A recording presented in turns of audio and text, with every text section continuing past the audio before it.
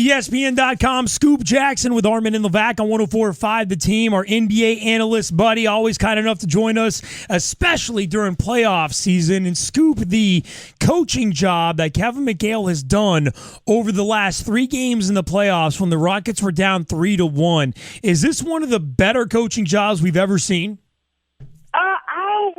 I've looked at this more of a Clippers epic fail than I have a brilliance on the side of the Houston Rockets, and I was looking at their resiliency. If this was something that hadn't been historically kind of consistent with the Clippers, then I may give, on the surface, Kevin a little more credit.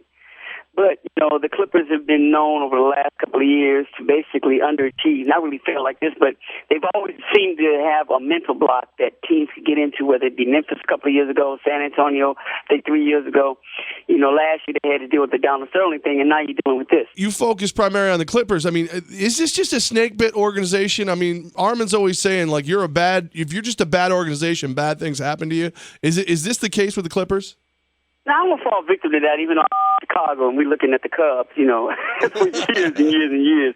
So I think there may be something to that, but the Clippers decided not to play defense at all in Game 7. When you got when Jason Terry is, beating teams down courts and he's 45 years old, that's not a curse. You know what I'm saying? When James Harden is getting to the line, look, when James Harden gets to the line 18 times and your team only gets to the line 17 times, that's not a curse. ESPN Scoop Jackson with Armen and Levack on 104.5 The Team. So, Scoop, I got to ask you a question I didn't think I'd ever ask. Is Doc Rivers overrated? I don't know if Doc is necessarily overrated. I think we really need to look at Chris Paul's situation. My thing is, where was the energy at? You know what I'm saying? Mm-hmm. How do you, as Chris Paul, allow, Pigioni and Jason Terry to get at you? How come we didn't see any clips of Chris Paul yelling and screaming at his teammates on the sidelines, getting in somebody's ass? And the reason I'm kind of backing off the Doc Rivers, overrated is because I think people consider Doc a great coach. I think people say he may be one of the top coaches in the league. But, it seems like he's always behind somebody. Like he may be behind a Greg Popovich. He may be behind, what they're calling, what they say about Thibodeau. And there's a few coaches, they say he may be one of the 5 best. But with Chris Paul, to me, they always say he's the best.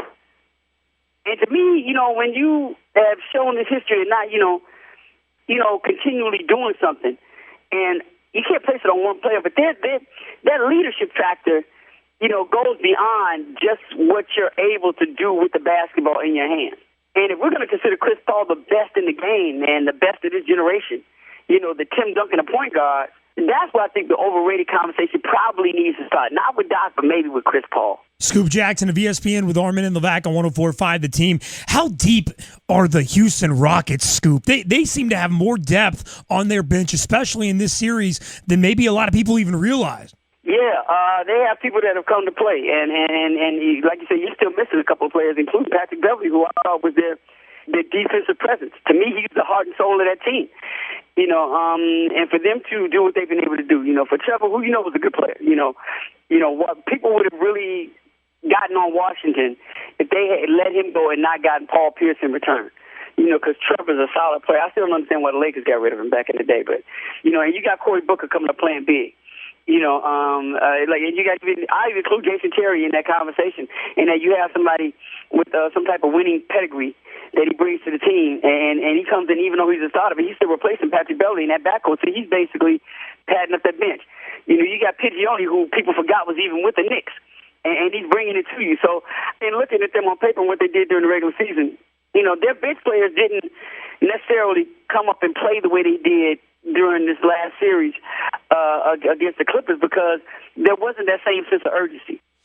Scoop, they're going to face off against the Golden State Warriors. First-year coach Steve Kerr has got these guys headed to the conference finals. Last year, they couldn't get out of the first round of the playoffs. How much credit goes to Kerr? How much goes to just an improved team?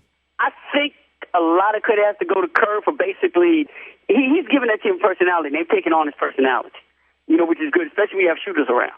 He's giving them a sense of confidence. And, if you ask anybody, that comes from, you play with Jordan for, a period of time.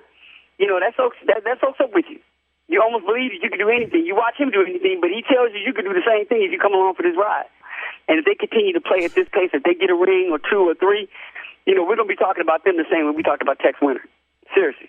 His assistant, the people he has around him, damn near as good as the people Ronald Reagan had around him when he was president. Scoop Jackson of ESPN and ESPN.com with Armen and Levack on 104.5 The Team. Your home for New York sports. Scoop, Phil Jackson took to Twitter last week trashing the teams that shoot the three-pointer. Is this more of Phil Jackson? Just he's wrong again, and he's not even in the playoffs. And this is bad timing. I see as a basketball purist where he doesn't, agree with the way the game is changing and the game is evolving and this whole, stretching offenses out. But you can't allow your team to do what it did this year and make those comments. If you made these comments, what you were doing with the Lakers, fine. Hell, if you had made those comments before you came back to New York, it'd be better. But after this season, you're in no position. He's in no position to even say that, even if he does believe that. And I would hope Phil's arrogance, would not allow him to do that, but I guess we're wrong about that. So the Cleveland Cavaliers, they rebuild the quote-unquote big three, Kevin Love, Kyrie Irving, LeBron James. Now no Love. Kyrie's a little hobbled. LeBron is still the man. But do they still have enough to get it done in their current state? I want to say yes. Atlanta has a little too many ups and downs to me. They're not consistent enough, especially during these playoffs. A lot of it, to me, the Hawks' character kind of has been exposed during the playoffs. And I don't want to give LeBron too much credit, but there's something to be said about somebody that's been there going against a team that hasn't been there before. And that's the one thing I may give LeBron a little bit of credit for. He'll be able to tell them what to do because this team hasn't been up against it. He'll keep going back in the locker room and in timeouts telling them, this is what it was like for us in Miami year one. Not them, but what Atlanta's going through. Right. He'll keep telling them that. And everything that Dallas did to them that LeBron learned, he's going to instruct Cleveland to do. And I don't know if Atlanta's going to have an answer for that. If his personal momentum carries over, to this next series. Scoop Jackson with Armen and Levack on 104.5 The Team. Scoop of ESPN. You can read his work at ESPN.com. And Scoop, the Hawks, even though they were the number one seed out of the East, they didn't get a lot of respect. What have they done so well this postseason to get them to this point? I think a lot of it is luck. I think they caught a break with John Wall getting hurt, and I think they caught a break with Paul Pierce's, situation on their shot. And they're catching a break by winning games, and I guess it's a credit to them, without Kyle Korver really playing well. Basically what's got them this far is them kind of like trusting each other in the ball movement. This team is predicated on ball movement. And I think that has served them well. And not panicking and going to a plan B and just trusting what ball movement does, even though, like I said, Millsap hasn't playing to the level that they were accustomed to him playing during the season. Neither is Jeff Teague and neither is Kyle Korver. But at the same time, credit needs to be given to Al Horford for balling like a madman in the last two games of that series. And you're looking at Carroll right now, who may be one of the hottest players in the NBA, coming off getting the Player of the Month. Scoop Jackson, all right, man.